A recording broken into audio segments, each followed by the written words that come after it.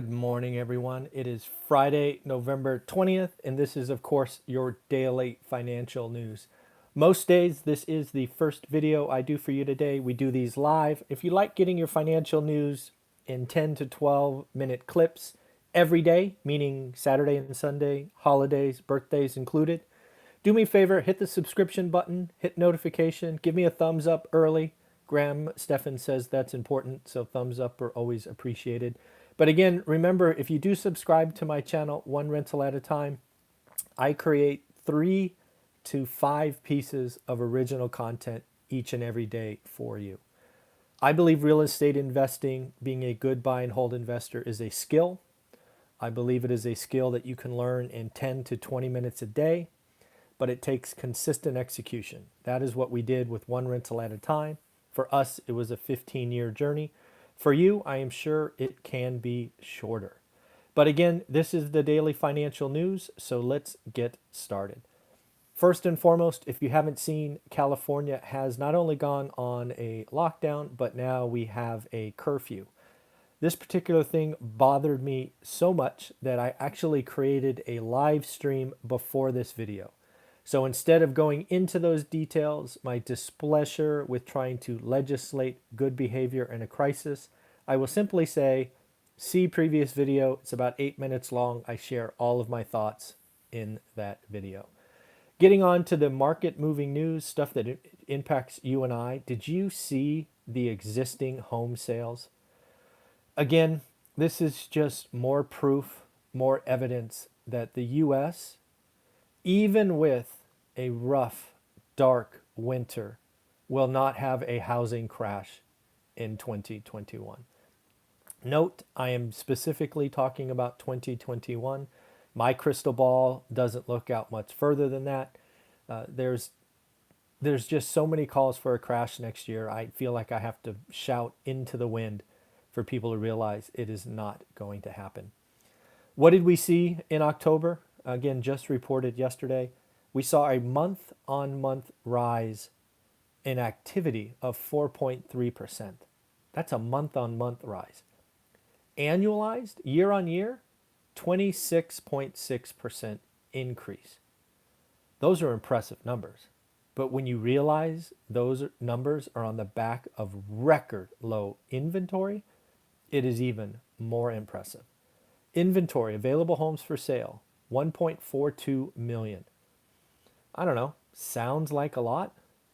But when you realize that is 19.8% below last year, you've got to appreciate the firepower, the demand, the sheer interest in owning single family homes. It's not going to slow down. And we are now sitting at 2.5 months supply nationally. I did a video probably 3 weeks ago talking about the 15 hottest markets. I think if I recall, Boise, Idaho was number one. Most of those 15 markets were under a month's supply. Fresno, I did a video last week. It was at a month's supply, right on the nose. Folks, you can't have a housing crash when demand outpaces supply like that. This is not stocks. This is not day trading. This is not Bitcoin. It doesn't work that way. It just doesn't. So the median price up $313,000 again nationally. That's a 15.5% increase year on year.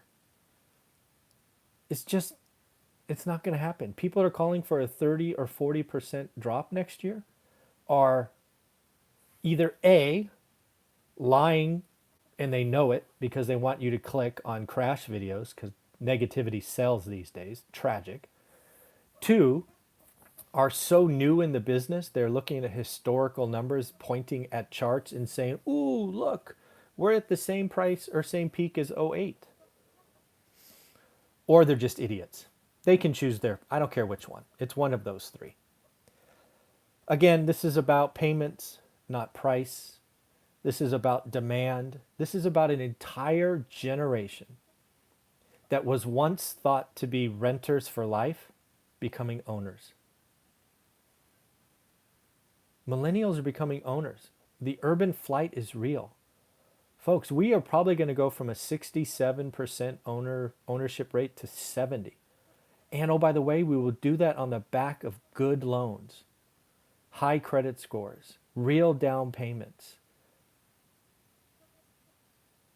Just no crash, just not possible. Happy to debate any of these people that are out there. Next up, lots of stuff going on with the Treasury today. So the Treasury, which if Biden is in office in January, will change. So it looks like Mnuchin is pulling back on programs. Now the headline was scary. When I read the headline, I'm like, oh my God. Now the Treasury is getting political? What is going on?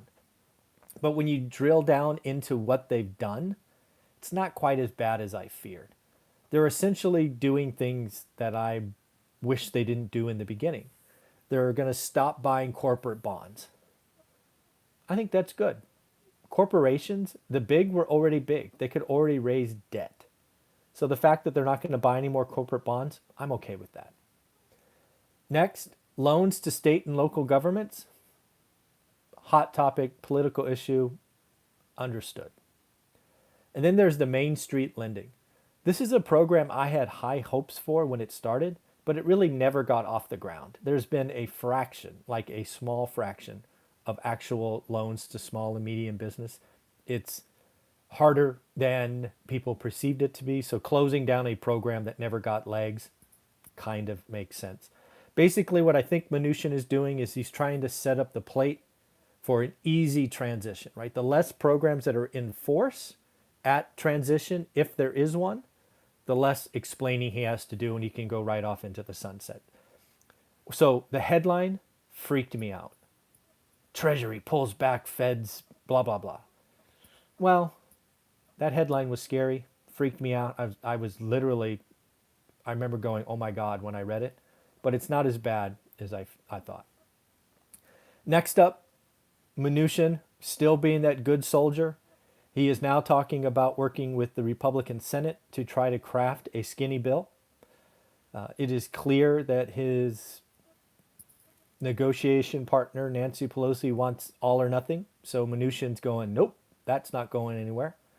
He's going to go work with the Senate Republicans and say, okay, guys, what do you want? What can we do? And I believe probably early December, he'll come out with something somewhere between 4, maybe 700 billion.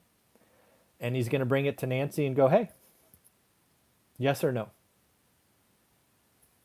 Then we'll have something or we won't. Again, I'm on record. The only thing that gets done is a skinny deal. This all or nothing is not going to work. The Georgia runoffs are important. If they go blue or Democratic, we could see the blue wave we all feared, or at least I feared. If we get one of those, if the Republicans get one or both, a skinny deal is the only option. There's not a big take for a multi-trillion-dollar investment. A couple more things on the radar. It looks like China is actually letting state-owned businesses default. Now, again, this was an article that surprised me. When I think Chinese state-owned entities, I think can't fail. Government support. Even a bad business, if it's China owned or run, will limp along. They're actually making good business decisions. And this is new. They have now let bond defaults in Chinese-backed companies rise, and they're not bailing them out. This is because China realized they are over-leveraged. They have bad debt, and they're actually cleaning it up. Again, I see this as good news, not bad. Again, this is something we in the U.S. will have to go through. There are plenty of loans, including bonds, out there that are going to go under, and that's just part of the process. So I was, surprised to read that China is letting state-owned businesses default. Again, letting the weak hands go is a part of a functioning business environment. It's actually a better use of capital to let the weak hands go so you can support the strong hands. So I was impressed by that and surprised. Don't know if I said this earlier, but I read that Robinhood's looking to go public next year. Makes tons of sense. Right on the backs of Uber and others that we've talked about recently. Looks like Robinhood's another one. And then lastly, I don't know if you saw this, but CNBC Make It, I think, did an article on one of our favorite YouTube entertainers talking about the $6 million couple and how they live in Southern California. I have not watched the video. Not. That title, I could never do that. I could never do that. It's so look at me, showy. So I'm wondering, am I just the oddball? Does that leave a poor taste in your mouth when you see that? Or does it maybe inspire you? You know, heck, I think he's 30. Maybe it inspires you to do big things and think big. So maybe I'm just the old fart in the room and I'm wrong. But I'd love to hear from you, right? When you see that, how do you live on 6 million a year? I'm just left with a horrible taste in my mouth. Look at me, showy, showy. Oh, but again, I haven't watched the video. Maybe the headline. I don't know. I just don't know if I can pull myself to watch that thing. So if you have watched it, let me know what you think. Tell me if I should watch it. I'm not going to watch it unless a lot of you tell me I should. Oh, that just irritates me. All right, everybody, that's your daily financial news. I got a couple of things today. We got an 8 o'clock interview with someone doing Airbnb. He's been on the channel before, so we're going to talk Airbnb at 8. And then I think I'm doing my Friday session with Ty, talk about what's going on in the economy. So a couple of interviews later today. Have a wonderful day, everyone. Take care. God bless. Bye.